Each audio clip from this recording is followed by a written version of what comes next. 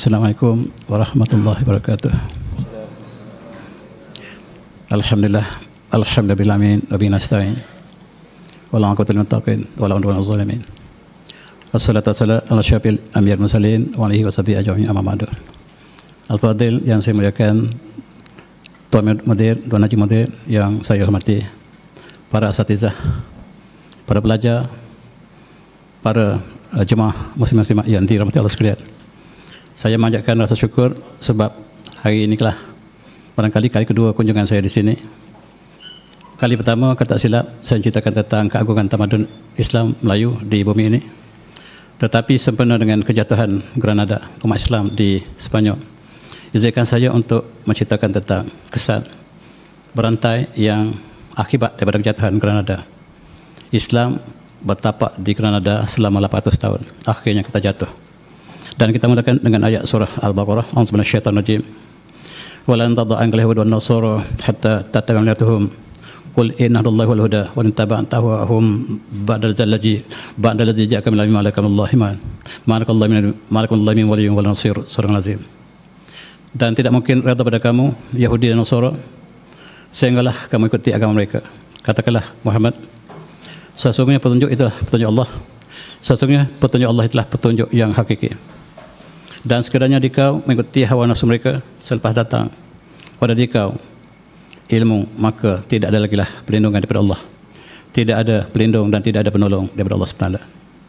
Ini menggambarkan kepada kita bahawa dua kumpulan ini, Yahud dan Nasara, tidak mungkin redha pada kita. Dan secara inilah yang kita ingin paparkan insyaAllah pada malam ini. Bagaimanakah umat Islam telah bertapak di Andalusia, di Sepanyol sekarang. Jauh kita bincang ini, tetapi dia ada kesan yang sangat langsung dengan negara kita. Dan selepas jatuhnya Granada inilah, maka kita dijajah. Dan kesannya bertimpa-timpa. Inilah gambar yang cukup menjahati khalifah kita terakhir. Khalifah kita terakhir iaitu Abu Abdullah Bani Ahmad yang sebelah kiri, yang menunggang kuda, menyerahkan kunci kota Granada kepada Raja Kristian iaitu Ferdinand dan Isabel. Cukup menyayati. Selama 800 tahun kita bertapak di Sepanyol. Ketika itu kita panggil Andalusia. Tetapi hari ini pada bulan Januari 1492, 800 tahun kemudiannya, kita telah jatuh. Islam tidak jatuh, tetapi umat Islamnya jatuh. Dan gambar ini cukup menjahati, maka Khalifah Islam di Sepanyol telah berakhir pada bulan Januari pada tahun 1492.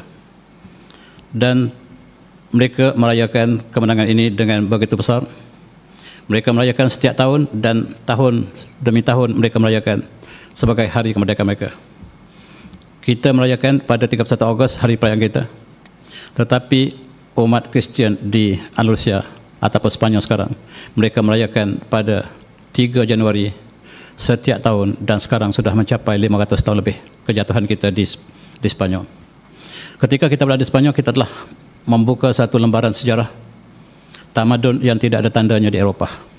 Kita mengubah Eropah daripada zaman gelap kepada zaman keagungan, tetapi jasa kita selama 800 tahun tidak pernah dikenang oleh mereka. Inilah raja yang menerima kemenangan itu. Yang sebelah kiri ialah Isabella, dan yang sebelah kanan ialah Ferdinand. Ferdinand dan Isabel sengaja dikahwinkan oleh gereja untuk membentuk sebuah kerajaan besar yang bakal mengambil kerajaan Islam. Dan Isabel ini ialah asalnya orang Islam, moyangnya orang Islam, dan dia adalah cucu Rasulullah. Dan subhanallah, moyangnya bernama Isabel, telah murtad, dan nama asalnya lah Siti Zubaidah, tak silap saya, Zaidah. Siti Zaidah lah ialah yang menjadi anak anda atau putri kepada khalifah kita di Sepanyol yang kemudiannya telah murtad. Dan inilah cucunya yang juga nama Isabel yang telah murtad. Walhamdulillah. Dan orang murtad ini dia sangat dendam dengan Islam. Dan dia mengatakan bahawa sebagaimana yang para pelajar boleh baca di sini, annahu ka lima kana Allah qad ikhtarhuma litarhil mamlakah Ornatiyah. Dia mengatakan bahawa Allah telah memilih mereka berdua untuk menghancurkan orang kafir. Orang Islam itu dipanggil orang kafir. minal kufrah, dan oleh sebab itu mereka ingin hancurkan Islam seluruhnya di Sepanyol.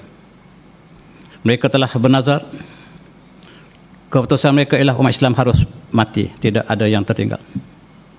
Dan Isabel telah bersumpah, selagi dia tidak membunuh seluruh umat Islam yang jumlahnya sekurang-kurangnya 6 juta, dia tidak akan mandi.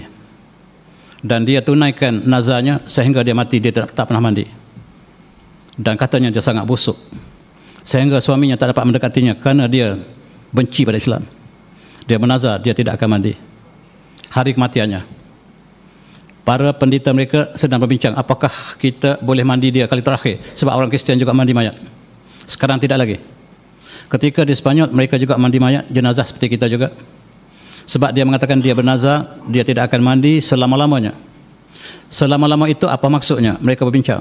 Kata pendeta mereka, maksudnya selama dia hidup. Tetapi sekarang dia sudah mati, sekarang mandi atau tidak bergantung kepada pendeta. Pendeta kata kita kena mandikan. Itulah kali pertama dan terakhir dia mandi. Sangat dendam. Apakah yang mereka lakukan? Umat Islam tidak boleh tinggal di Sepanyol lagi. Bumi ini bumi Kristian. Bumi ini satu raja, satu agama. Agama yang lain selain pada Kristian harus keluar. Kami beri peluang beberapa ketika umat Islam boleh keluar dengan selamat. Dan sekiranya selepas ini peluang itu tidak akan diberikan lagi. Umat Islam berduyun keluar, menyeberangi laut dan tersebar seluruh kawasan negara umat Islam. Cukup menyayat hati. Dan kita boleh bandingkan hari ini ialah apa yang berlaku pada Palestin, juga sifat yang sama.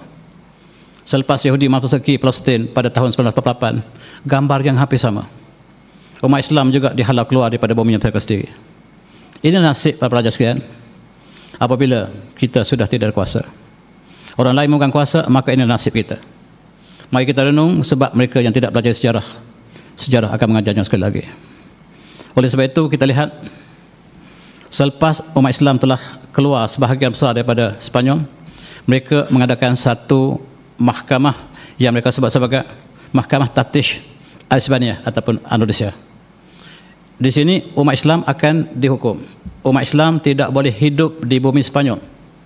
Sepanyol hanya untuk umat Kristian semata-mata. Dan siapa yang diberi peluang supaya mereka boleh memeluk Islam, memeluk Kristian atau mati, pilih dua pilihan. Kristian atau mati. Sebahagian mereka memilih Kristian, walhamdulillah. Sebahagian lagi memilih mati. Mari kita kenang sejarah ini. Dan ketika itu Kerajaan Osmaniyah sedang bertahta di kawasan berpusat di Istanbul sekarang. Dan Panglima kita lah yang diutus untuk menyelamatkan sebahagian daripada umat Islam yang menerima mehnah yang sangat dahsyat di Sepanyol. Dan Panglima kita inilah yang kita terkenal dengan Khairuddin Barbosa, yang dikatakan Panglima Islam Janggut Merah. Barbosa ialah bahasa Itali, maksudnya Panglima dengan janggut merah. Dan dia menyelamatkan dengan banyak, dan dikatakan dia telah menyelamatkan banyak orang Islam daripada Sepanyol. Sekurang-kurangnya 70,000 umat Islam diselamatkan daripada Sepanyol.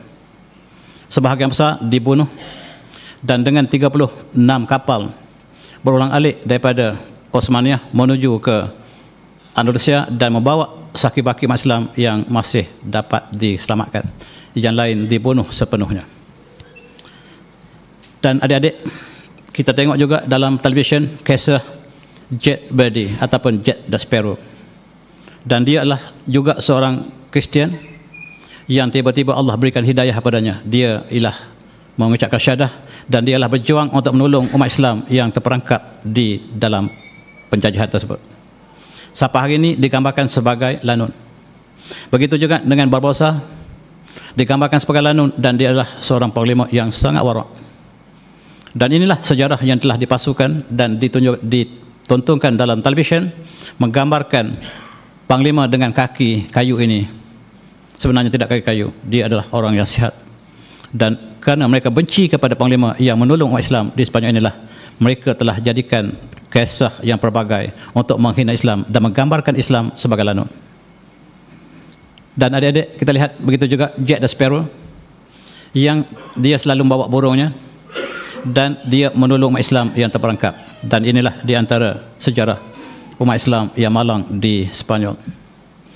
Kemudian beberapa tahun kemudian, raja mereka bernama Raja Philip kedua memberikan arahan kepada setiap pengembara mereka, kamu keluar daripada Spanyol dan mencari kepala umat Islam. Siapa yang membawa kepala umat Islam dibayar dengan uang emas. Dan mereka berebut-rebut keluar daripada Spanyol sampai ke alam Melayu. Bukan mencari rempah, tetapi mencari kepala. Setiap kepala dibayar dengan emas. Dan dikatakan bahawa pengembara mereka berjaya membawa balik ke Spanyol 60,000 kepala, termasuk kepala moyang kita. Setiap kepala diberikan emas yang banyak. Mereka mengatakan Islam tidak boleh hidup di atas muka bumi sebagaimana mereka sebut sekarang. Dan Allah ingatkan kita, walan tadda anka al-yahud wan nasara hatta tabi'a millatahum. Mereka tidak akan redha pada kita sehinggalah kita ikuti agama mereka. Dan nasib umat Islam sangat malang. Sebab mereka tidak pernah datang untuk mencari rempah, mereka datang untuk mencari kepala. Mereka sangka bahawa hanya umat Islam yang berada di Spanyol dan di negara Mesir itu saja umat Islam. Dia tidak sangka bahawa di alam Melayu ini semua umat Islam. Dan Raja Spanyol ini mengutuskan tentera mereka untuk membawa kepala daripada alam Melayu.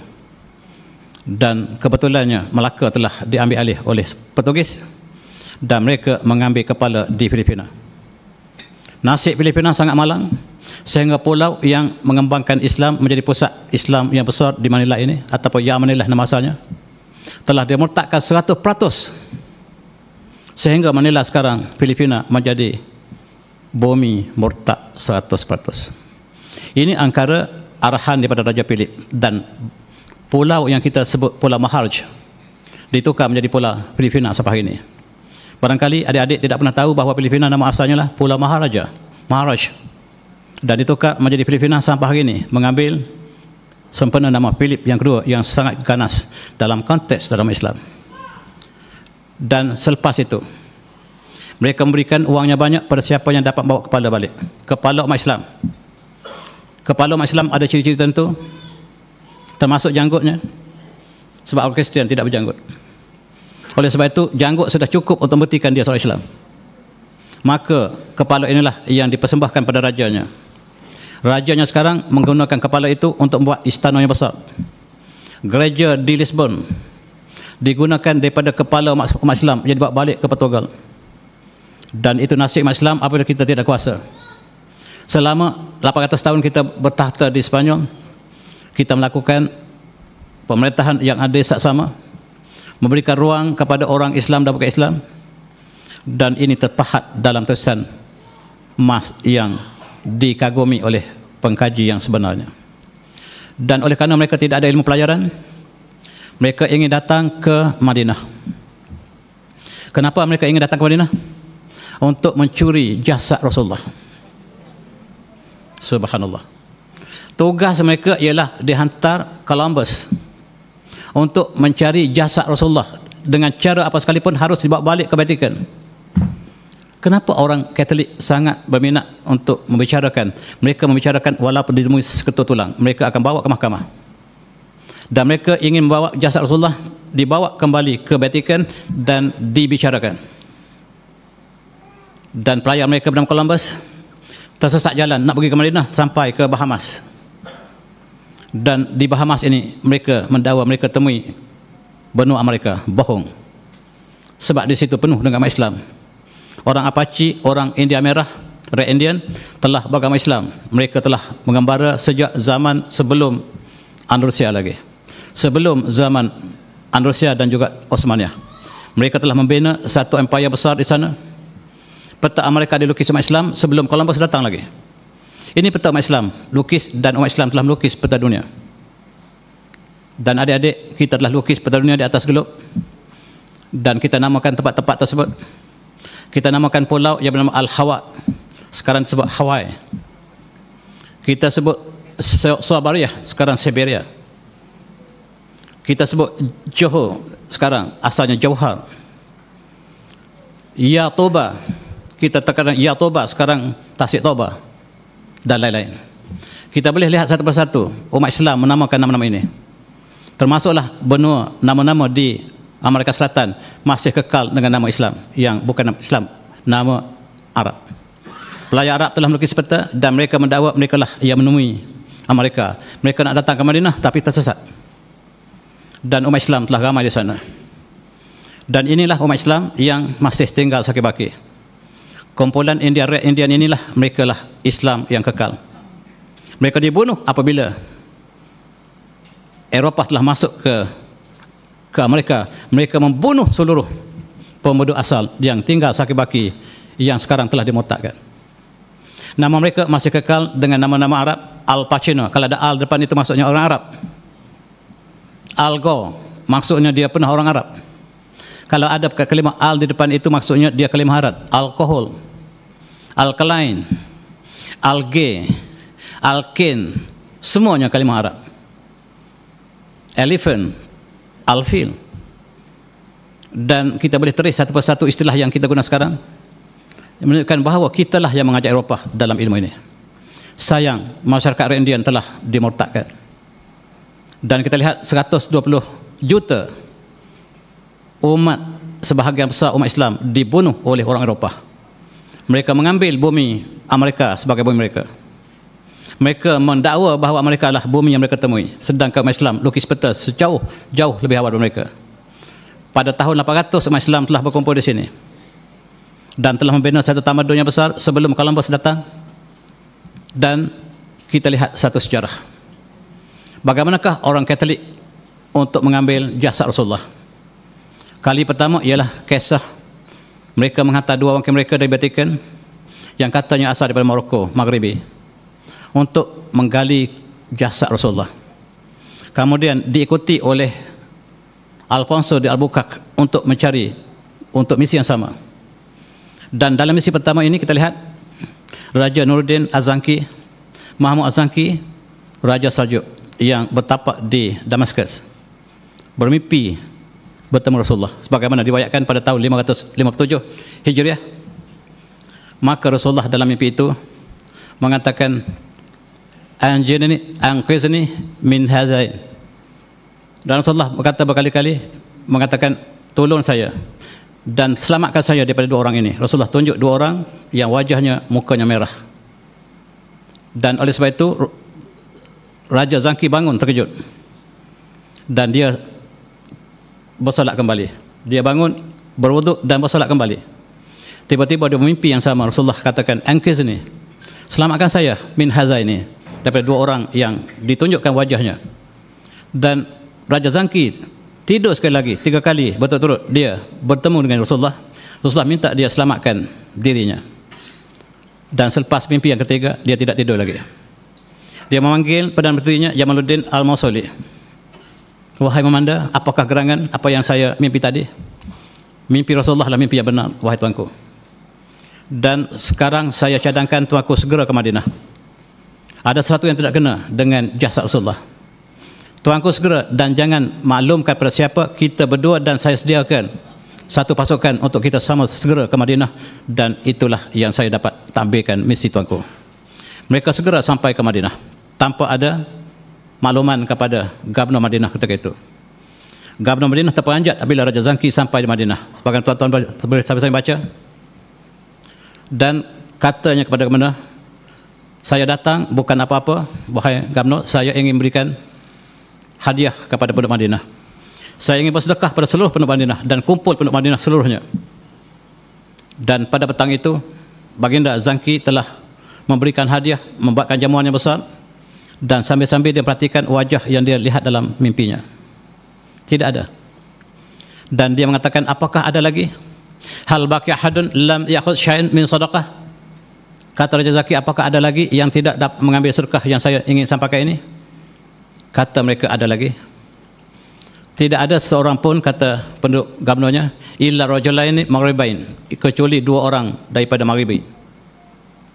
Dan mereka tidak mengambil sesuatu sebab mereka orang kaya. Mereka ialah orang yang sangat-sangat alim, wara', dan mereka sentiasa bersedekah setiap hari.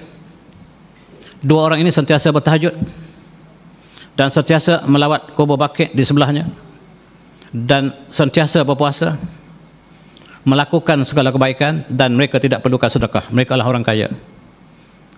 Dan kata baginda Zangki, di manakah rumah kedua-duanya? Dan mereka mengatakan rumahnya sangat hampir dengan kubur Rasulullah. Ribat bi qarbi al-hajrah an-nabawiyah syarifah. Dia tepi dengan bekas rumah Rasulullah, rumah Aisyah. Dia sudah mengadakan rumah di situ. Maka Raja Zangki minta untuk melawat rumahnya. Dilihatnya tidak ada apa-apa, rumahnya kosong. Ada satu kapet. Dan bila dibuka kapet, dilihat ada lubang menuju kubur Rasulullah.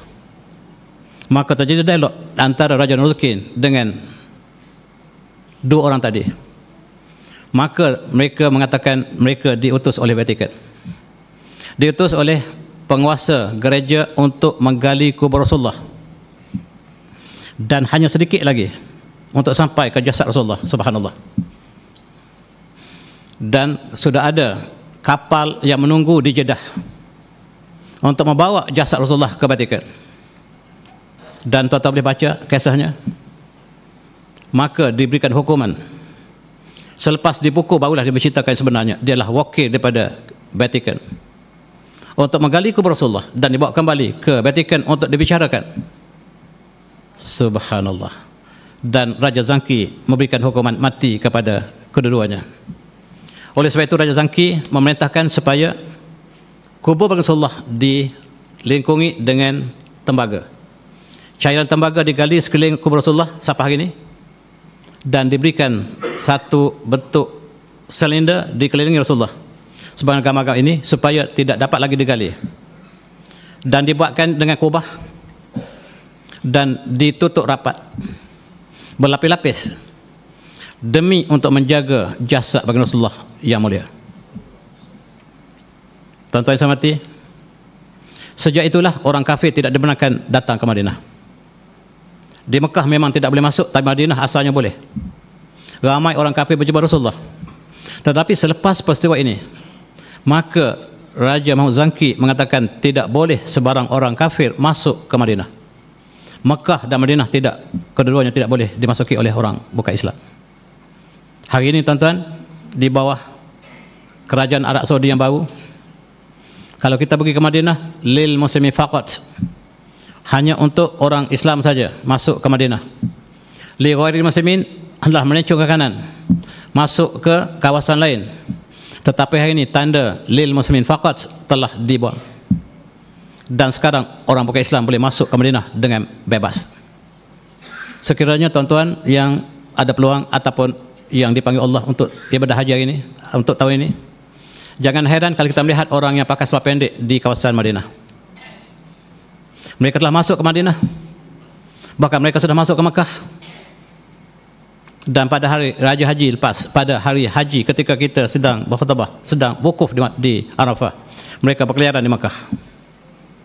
Dan ini satu fenomena yang baru yang tidak pernah berlaku sebelum ini. Dan oleh sebab itu Madinah ditutupi kubur Rasulullah dengan sempurna dan disealkan supaya tidak ada kejadian yang kedua.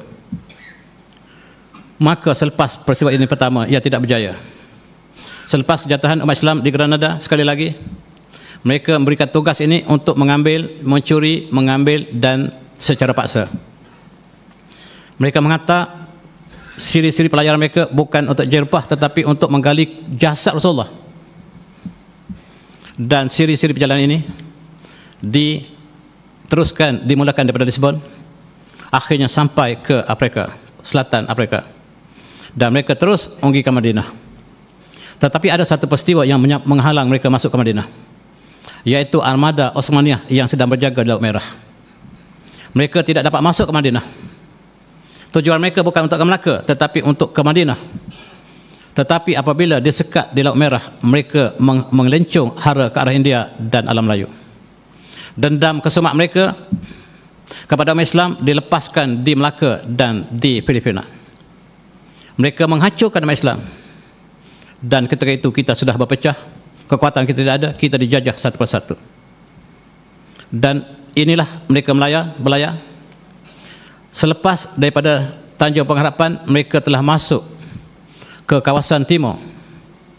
Dan sepanjang perjalanan mereka telah menghancurkan masjid. Dendam kesumat mereka pada Islam tidak pernah padam sampai hari ini. Dan adik-adik, raja mereka yang bernama Animal II Portugal yang telah terpisah daripada Sepanyol telah mengutus siri-siri pelajaran supaya segera mengambil jasad Rasulullah SAW untuk dibawa ke Vatikan secepat mungkin. Tidak boleh lewat daripada tahun ini, kata raja mereka. Dan oleh sebab itu Vasco da Gama, mereka tidak tahu pelajaran, tuan-tuan, dan mereka dibantu untuk sampai ke Afrika di Tanjung Harapan oleh pelajar Muslim Ahmad Abdul Majid. Adik-adik nanti cuba kaji siapakah Ahmad Majid yang melukis peta dunia, yang kemudiannya disambung oleh Adrisi lebih awal, dan orang Eropah mengembara berdasarkan peta umat Islam. Satu masa dulu kita di atas, mereka di bawah. Hari ini kita di bawah, mereka di atas. Roda sentiasa berputar, sekali ke atas, sekali ke bawah. Dan masa dulu kita di atas, tetapi apabila kita kalah di Spanyol, kita di bawah. Dan mereka apabila terlepas daripada Tanjung Harapan, mereka menyekat setiap kapal haji. Mereka membunuh umat Islam sekali lagi.